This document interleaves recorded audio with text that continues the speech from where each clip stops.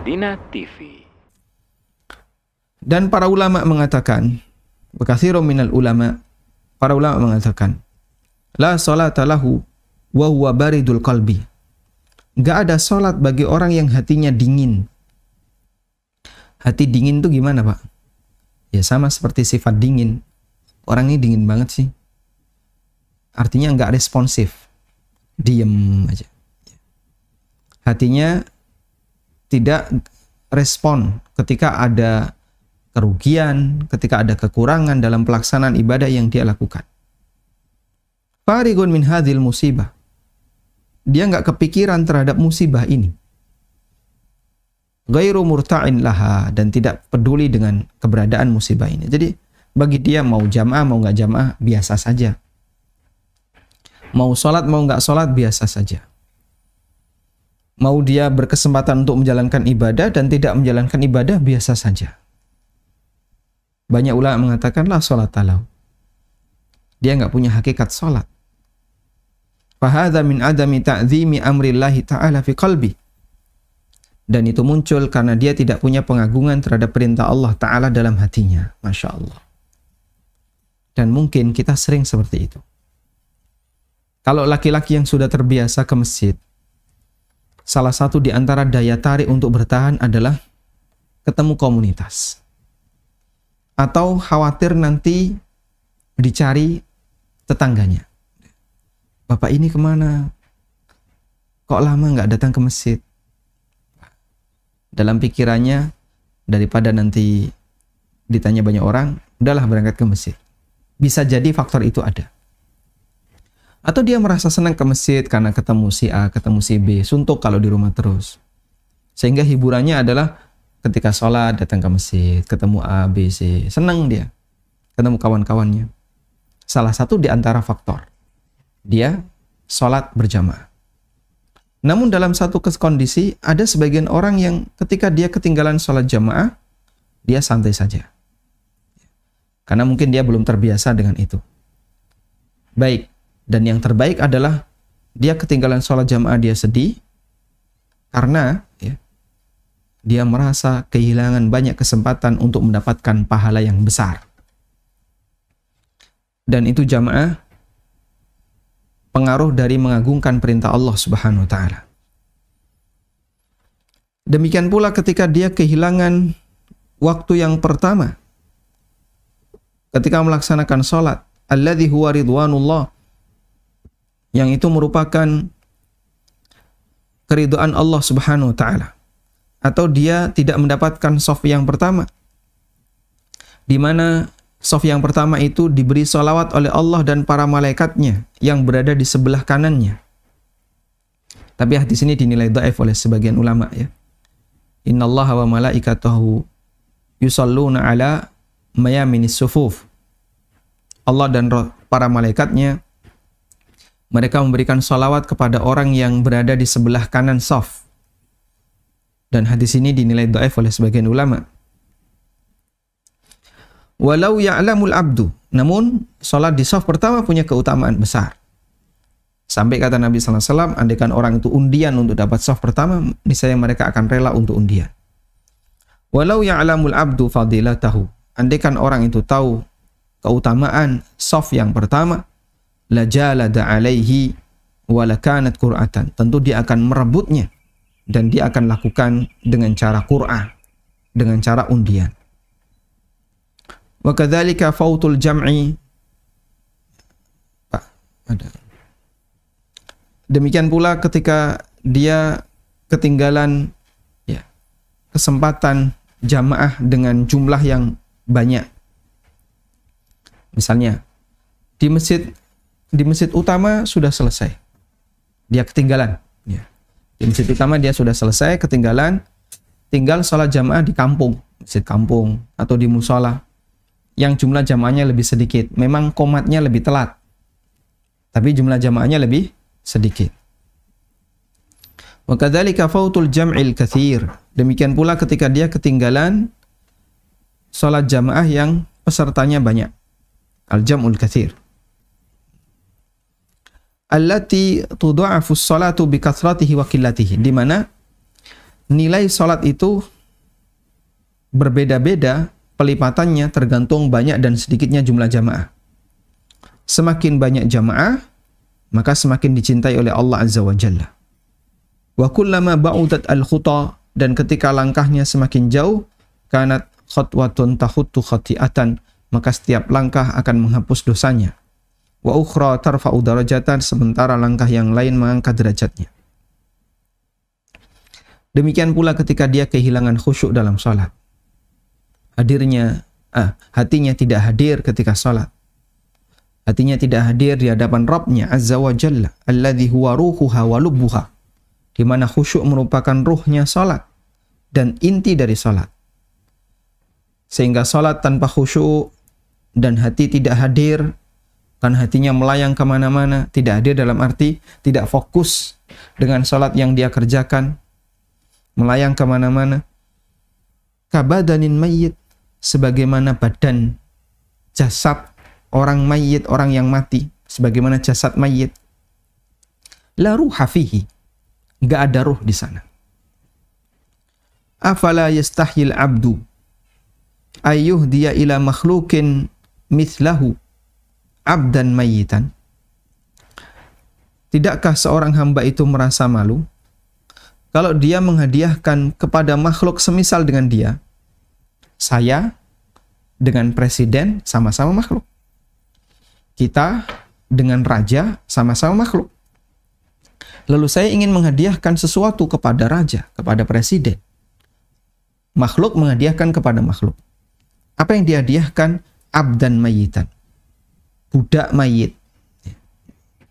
Yang dihadiahkan adalah seorang mayit yang itu merupakan budak. Au jariyatan mayyitah, atau mayit budak perempuan. Tentu kita akan merasa malu. Oh, mayit kok dihadiahkan? Kalau mau menghadiahkan itu ya yang masih hidup, yang sehat, yang bagus.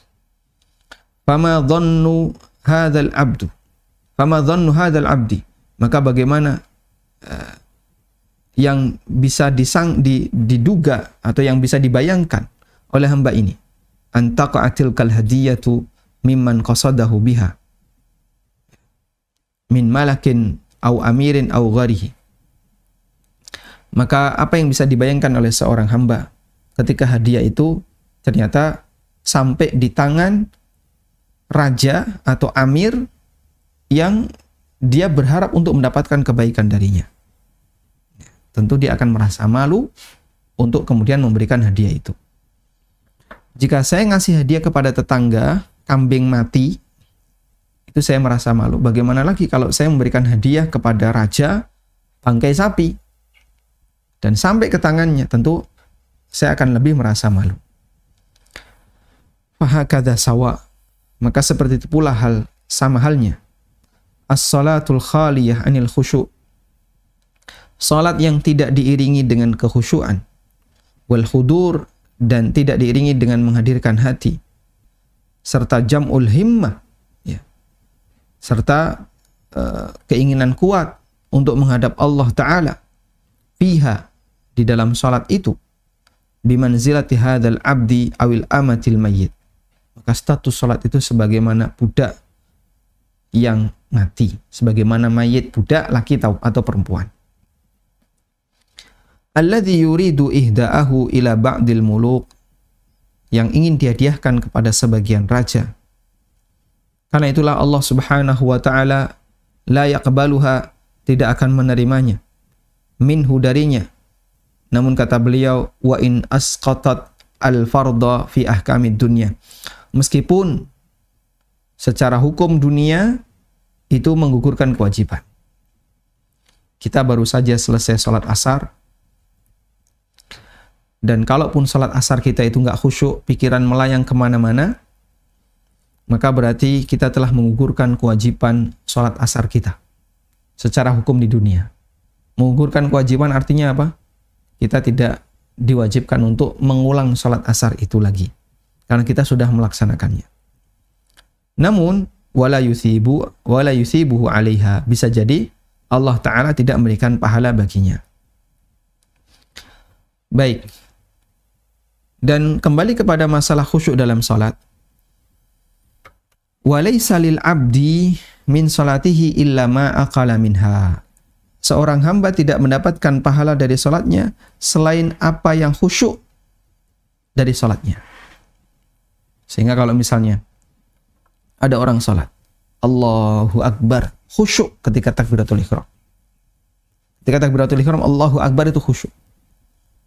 Dia salat duhur, salat asar atau maghrib, Allahu Akbar, khusyuk. Lalu dia membaca doa iftitah. Saat dia membaca doa iftitah, mungkin di awal khusyuk. Allahu Akbar kabira walhamdulillahi katsira. Dia masih khusyuk. Kemudian dia membaca Al-Fatihah. Baca Al-Fatihah biasanya lebih dominan otomatis. Sehingga saat dia membaca Al-Fatihah, dia membaca Al-Fatihah dengan otomatis. Otomatis artinya tanpa perenungan. Nah, di saat itulah hadir hatinya melayang kemana-mana, mikir ini, mikir ini, mikir ini. Lalu dia baca surat Qul huwallahu ahad, Allahu samad, lam yalid wa lam yulad wa lam yakul lahu. Karena biasanya setelah Al-Fatihah langsung Qul huwallahu ahad. Sehingga dia tidak milih surat apa yang akan dia baca. Sudah? Maka dalam sholat yang dia kerjakan, yang diberi pahala adalah bagian khusyuknya. Saat dia fokus, saat hatinya hadir memikirkan sholat yang dia kerjakan.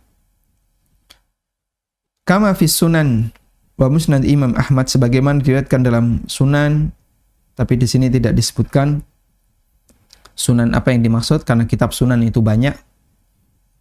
Ada sunan Abu Dawud, sunan Nasai dan seterusnya. Kemudian juga musnad Imam Ahmad dan perawi-perawi yang lainnya dari Nabi sallallahu alaihi wasallam, di mana beliau sallallahu alaihi wasallam bersabda, "Innal abda la yusallis salata." Sesungguhnya seorang hamba dia mengerjakan salat. Wa ma kutiba lahu illa nisfuha aw thuluthuha aw rubu'uha aw khumusuha hatta balagha usyruha. Seorang hamba mengerjakan salat dan dia tidak mendapatkan pahala dari salatnya selain setengahnya, sepertiganya, seperempatnya, seperlimanya, seperenam, sepertujuh, sampai di situ disebutkan sepersepuluhnya. Mengecil, mengecil, mengecil, mengecil. Dan Nabi SAW menyebutkan sepersepuluh bukan berarti pembatasan. Dalam arti pahala terkecil yang didapatkan oleh orang ketika salat adalah 10%. Bukan. Bisa jadi lebih kecil dari itu. 1/11, 1/12, 1/1/1, bahkan sampai misalnya 1/100. Sehingga dia cuma dapat 1%. Wayam bagi ayyu'lam, dan perlu untuk diketahui, anna sa'iral a'mal, bahwa semua amal tajri hadzal majra. Semua amal itu perhitungan pahalanya mengikuti metode seperti ini. Sehingga kalau hadinya nggak hadir, maka dia mendapatkan pahala sesuai dengan khusyuk yang terjadi pada ibadah yang dia lakukan. Fatafadulul a'mali indallah, maka nilai amal di sisi Allah yang dikerjakan oleh seorang hamba bitafaduli ma fil qulubi minal iman, itu sebanding dengan iman yang ada dalam hati para hamba. Sehingga amal itu ada yang nilainya besar, ada yang nilainya kecil, tergantung dari iman yang ada pada diri seorang hamba. Demikian pula tingkat keikhlasannya, al-mahabbah, rasa cinta, wa tawabi'ihi, dan semua turunannya. Maka nilai dari sebuah amal yang dilakukan oleh manusia itu bertingkat-tingkat. Ada yang tingkatannya tinggi, ada yang tingkatannya rendah, tergantung dari suasana batin.